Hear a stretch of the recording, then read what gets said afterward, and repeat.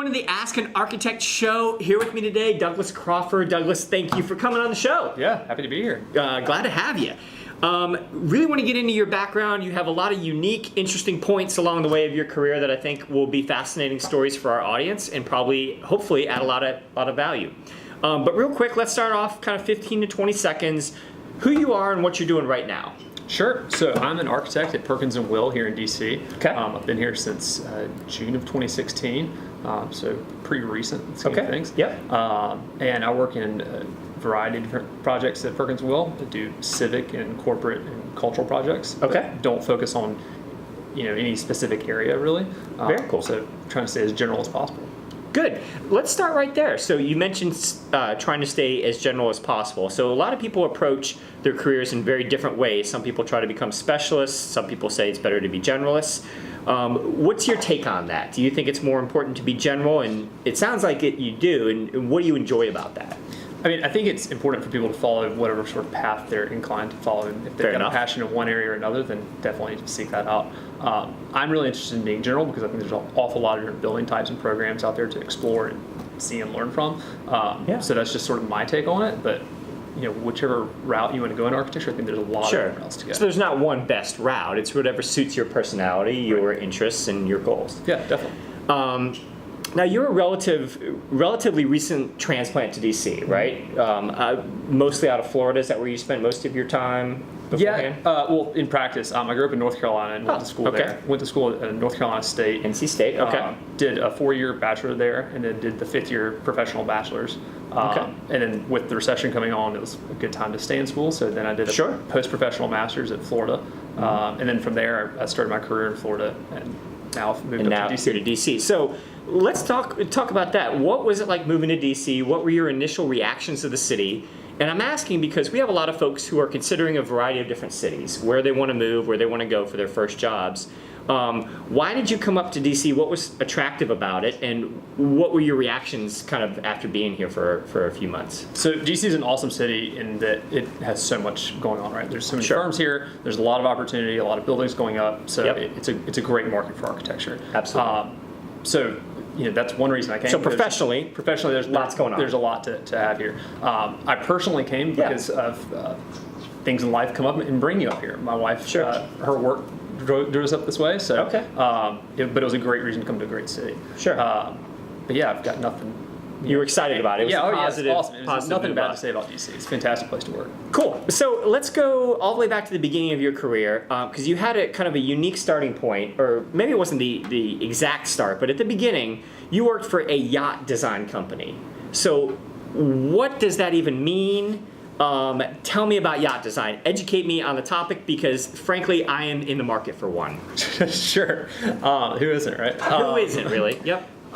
So when I was doing my undergrad degree in North Carolina, I have a passion for boating and things on the water and water sports and stuff personal like that. passion. So personal thing there, and so linking that up with design, one thing leads to another. That's yacht architecture.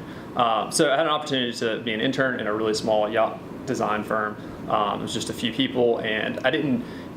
Early on when you're an undergrad, you're just kind of shuffling papers and just learning how business works. But I got exposed to all that. It was very interesting, and I loved it. But ultimately, being in architecture school and wanting to become licensed, that's sort of the direction I was going in. But yeah, it was a really cool experience. So it was fun for a moment, but you had aspirations in the traditional architecture world. Sure, enthusiasm and hobbyist interest are sort of different than your professional track sometimes. I'm glad you said that because there's a lot of emphasis on following your passion these days, and that people who are passionate are the most successful.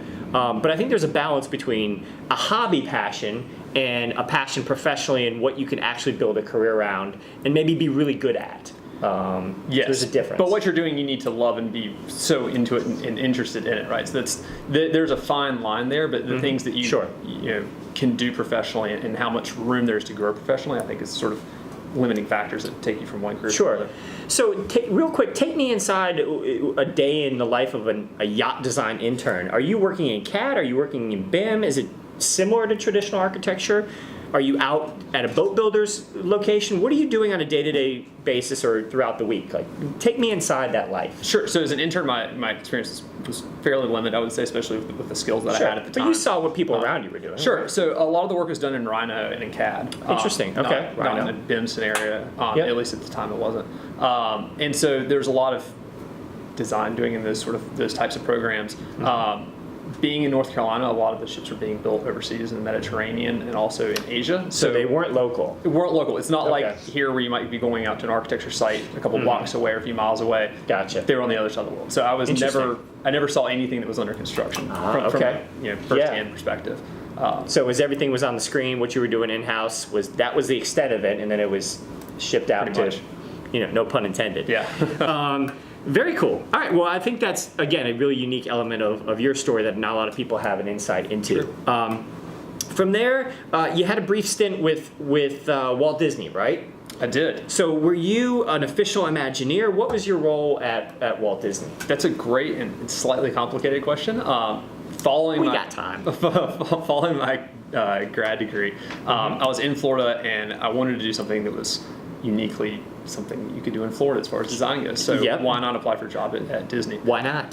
And so the job that I started there, the sort of limited internship time that I had there for 6 months, was working in interior design, doing retail. And of all the design pieces at Disney, only very few are actually broken outside of Imagineering, and retail interior design happens to be one of those. It previously been part of Imagineering and then got pulled out of that.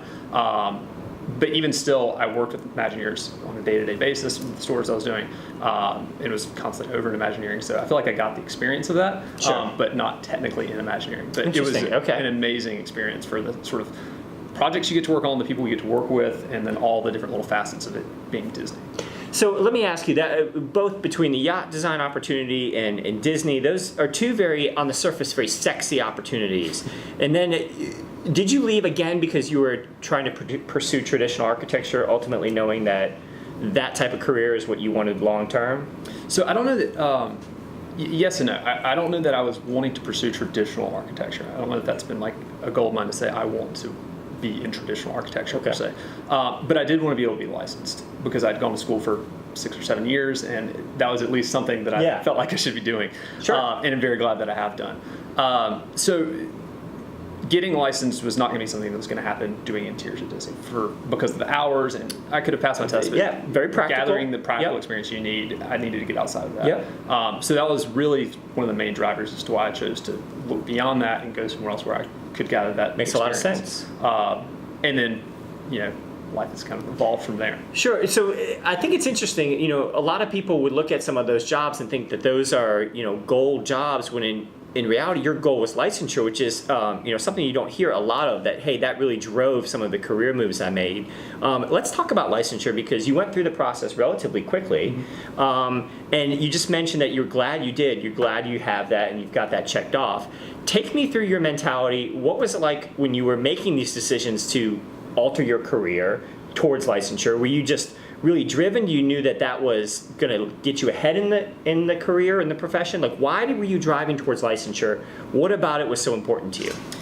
I think getting it done early in my career was one of the more important things for me because Just I've heard so much about, the later in life you get, the harder it can be to take tests and to sort of gather all of that knowledge again to be able to take this. So I wanted to knock out the tests, and I was able to do that even before I finished my hours. Put them behind you. Put them behind me and got those done.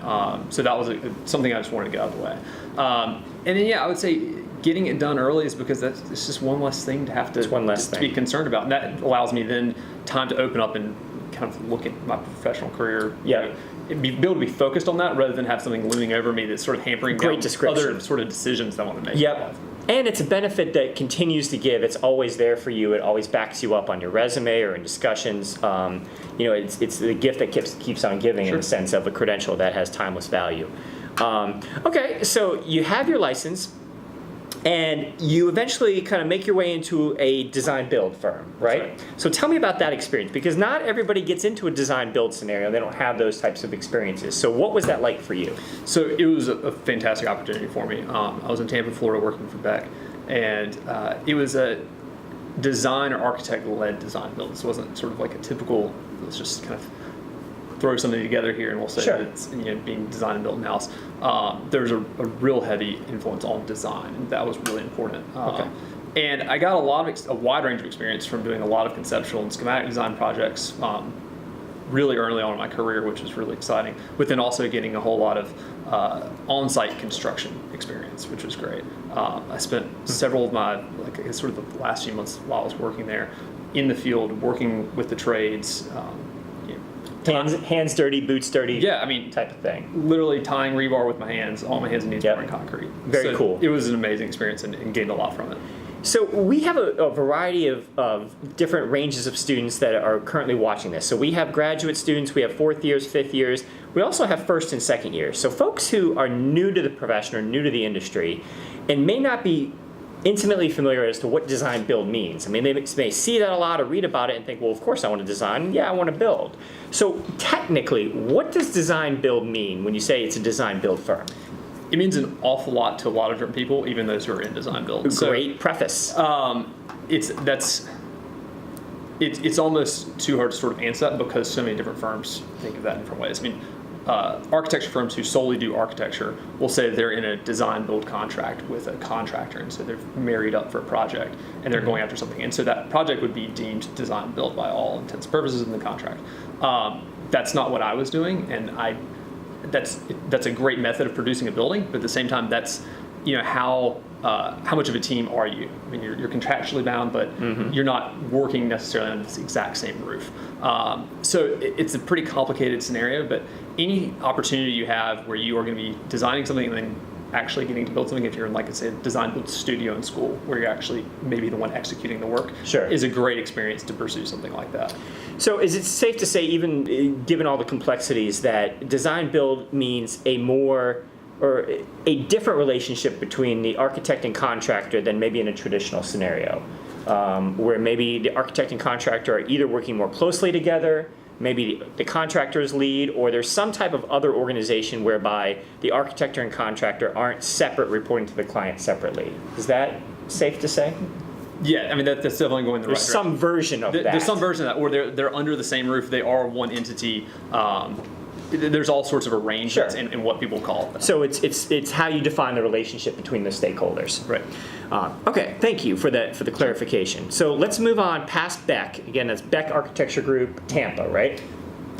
And then you moved up here to DC, coming up with your wife, Perkins and Will. Yes. So when you're coming up here, did you have the Perkins and Will job locked down? Were you kind of open to anything? Where were you as you guys were transitioning up? As you're on the road, flying, whatever it was, were you already hired or were you looking for a job? I was already hired by the time we moved in. Okay, how did you make that happen? That's a great question. Once we knew that she was going to be working up here, I put out a lot of feelers, came up, did a lot of interviews. So instantly? Instantly. Yep. Because I didn't want to be, out of job between jobs. Yeah. 100%. So I wanted to have something locked down when I came up here. Perkins and Will is a firm that I'd always looked up to, going all the way back through undergrad, as a firm that I'd always kind of looked at a lot, would have loved to have worked for, and then this was an opportunity for me to be able to work for Perkins. Always been on your radar. Always. And so when I was able to have that interview, it excited me a lot, along with a lot of others that I also went to. But when getting an offer from Perkins Will, I was very excited about it, took the opportunity, and haven't looked back. So we've had other folks from your office on this show. Sure, yeah. And, in particular, one of your managing principals, Chris Morrison, he was speaking to us about what he looks for when he's hiring. And one of the things that I thought was interesting was he looks for a passion from the applicant to actually work at Perkins and Will. He's not looking just for an architect who's interested in architecture. He wants somebody who actually wants to work at Perkins and Will. And you basically just enunciated what he was telling me. So I am not shocked at all that you were hired. So far you've been there since 2016, so not a long time. How are things going? What's it like at a big firm? Like, what's it like on the, in the office at Perkins and Will day to day? So it's great, but it's definitely a different perspective than being at, say, a small firm. Sure. So there's a lot more resources available to you. Resources. There's okay. in-house research going on. So you can. There's time being spent on studying and researching things that you wouldn't otherwise have the funds or resources to do at a smaller firm. So Okay. that's something I definitely appreciate. Our office here is in the 80s or 90s, and so you've got a lot of people there, a lot of people you can talk to with a whole lot of experience. Yep. So I mean, there's a lot there. You like that, so that's a extreme positive for you. Yes, I definitely like it. Now, that's not to say, well, everyone should go with a big firm. There's lots of different fits for different right. people. Yep. But also, seeing a variety of those things is also important. So if you're early on in your career and you're looking at multiple internships and things like that, look at a variety of those things, because just shooting for one and only experiencing one is probably not the most healthy thing. Great to do. point. Kind of cast a wide net, or Right. Yep. So let's continue down that path. Thinking of people who are graduating, a lot of our audience, graduate students, 4th, 5th years, approaching either their first serious internship or their first professional position, full time. What advice would you give somebody who is on the cusp of graduation? Maybe this is their last year coming up, and they're starting to think more about jobs than school, and they're thinking about their lives and their city that they'll move to. What advice would you give to that person? So they should. They need to find their passion. They need to find what they care about. Back to passion. Yep. That's very important, because if you don't have that, you're going to be really unhappy no matter where you are. Even if you're at the best firm possible, if what they're doing, what you're doing, want to be doing, don't align, that's not going to work out. Then you need to find a firm that you're proud to work for. Great advice. Because if you're working at a firm that might be doing great things, but you just can't really see yourself there for much longer, or don't really like the kind of things they're doing, that's just not going to work out. And then if neither of those things are working out, then start your own firm. I mean, you need to make sure that your passion and the company you're working for, those two things align.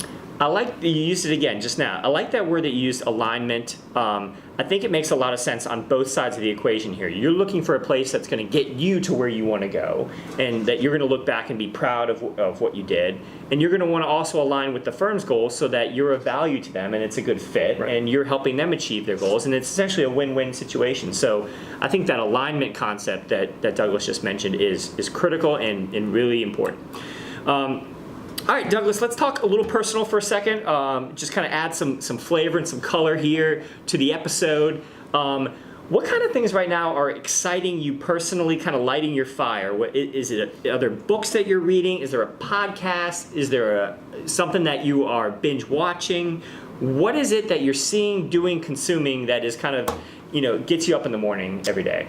Podcast, definitely. All right, walk me through one or two. Huge podcast fan. I listen to dozens of podcasts. Okay, give me a couple faves. All right, so my fave would probably be Star Talk with Neil. Star Talk, okay. Yes. Neil deGrasse Tyson? Neil deGrasse Tyson. Okay. Astrophysics. Wow. Huge. That's out there. Huge into that. Pun Yeah. intended.